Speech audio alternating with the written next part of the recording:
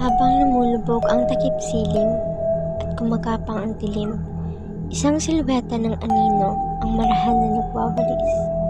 Sa dingding, isang palabas sa hating gabi, isang sayaw ng kadiliman, nakakaunti lamang ang nakakaalam. Sa hakbang na hindi nakikita at mabagal na paggalaw, ang anino ay umintayog sa misteryosong liwanag.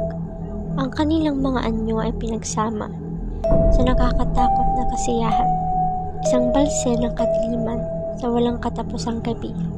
Tulad ng multo, sila na may palihim na biyaya, lumulutang, nagsasama sa isang madilim na yakap. Ang kanilang bulong ay tumahimik, isang malungkot na buntong hininga, habang sumasayaw sila sa ilalim ng maputlang mata ng buwan.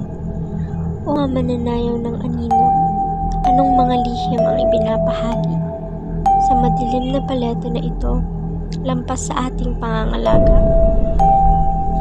Anong misteryoso sa kadiliman ang nabubunyag?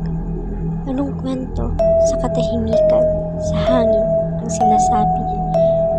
Gayunpaman, kami, nabighani na nakakatakot na tanawing ito, manuot na tulala sa gabi ng anino, sapagkat sa kanilang sayaw, isang nakatagong katotohanan ang nabubunyag, isang sulyap sa mundo lampas sa ating mortal na nararamdaman.